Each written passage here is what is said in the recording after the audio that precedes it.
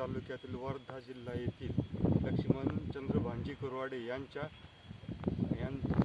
कृषी विभागामार्फत जो सामूहिक शेततळ्याचा लाभ दिला आहे, त्यांच्या शेतावर त्यांच्या शेततळ्यावर आलेला असून त्यांचं मनोगत आज आपण त्यांच्याकडून घेणार आहोत. तर त्याच्याविषयी थोडीशी सुरुवात आपले मंडळ कृषी अधिकारी घरात मॅडम ह्या करतील.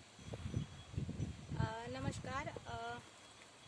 कृषी विभागामार्फत एकात्मिक फलोत्पादन विकास अभियानांतर्गत सन 2018-19 या वर्षामध्ये सामूहिक शेततळ्याचा लाभ आपण श्री लक्ष्मणजी चंद्रभान कुरवाडे यांना दिलेला होता. 34x34 4.7 या आकारमानाचे आपण बघू शकता शेततळे इथे खोदलेलं आहे. मुख्यतः चंद्रभानजी यांनी हे जे शेततळे होते ते फळबाग जगवण्यासाठी, त्यांची फळबाग वाचवण्यासाठी या उद्देशाने हे शेततळं त्यांनी खोदलेलं होतं. परंतु शेतीला एक जोड व्यवसाय किंवा पूरक व्यवसाय म्हणून त्यांनी त्यांच्या शेतामध्ये मत्स्य व्यवसाय, मत्स्य शेती ही सुरुवात केलेली आहे. तर आपण आज त्यांच्याकडून जाणून घेऊया मत्स्य शेतीबाबत.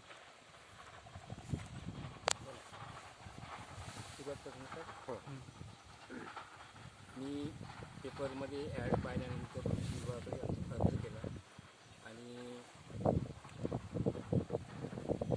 त्यांच्या संमतीनुसार मला परमिशन मिळाली. जानेवारी महिन्यात मी कामाला सुरुवात केली.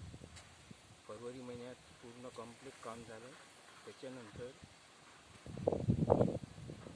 शेततळ्यात पाणी सोडलं. त्याच्या मच्छी बीज कोलकात्याहून बोलावलं. कोलकात्याहून बोलावल्यानंतर मच्छी बीज सोडला आणि आता सध्याच्या परिस्थितीत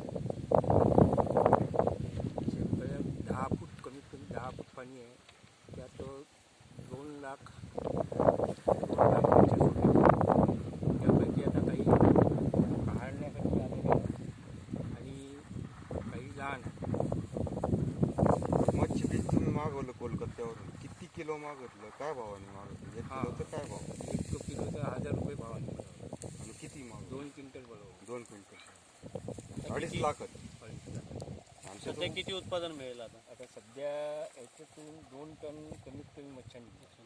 आणि इतर फायदा काय झाला फळ पिकाला? फळ पिकाला म्हणजे मोसंबीचा बगीचा, बगीच्याला पाणी उडवलं, चण्याला पाणी उडवलं, वांगे, टमाटीची लावली होती, भेंडी लावली होती, त्यांना पण पाणी उडवलं आणि विजेतलं पाणी याच्यात सोडलं गेलं.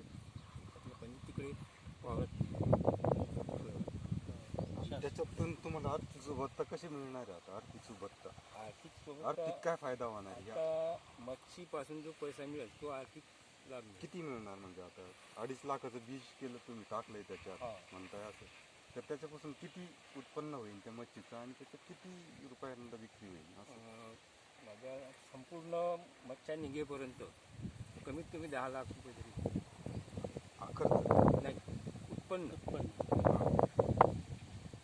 2.5 लाखाचं बीज धरून सगळं. आता एकूण खर्च किती झालेला आहे? एकूण खर्च माझा 12 लाख. हो, 12 लाख रुपये खर्च झालाय तुमचा. मग त्याचं उत्पन्न किती होणार आता टन पैशामध्ये? आता मच्छी किती 10 टन मच्छी निघू शकते आता. 10 टन 1 लाख रुपये टन घेईल. 10 लाखाचा 10 लाखाचा माल घेऊ शकतो.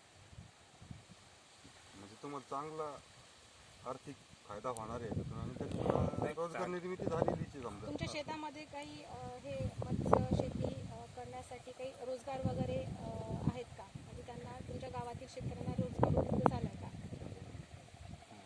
हो, माझ्या शेतावर काही मी दररोज काही येत नाही. तर खाद्य टाकासाठी एक माणूस लागतोच ना. अच्छा अच्छा. तो एक माणूस, एका माणसाचा रोजगार आहेच माझ्याकडे. सध्या तरी एका माणसाचा आहे. आणखी वाढल्यानंतर आणखी एका दोघांना रोजगार मिळेल. करता येईल.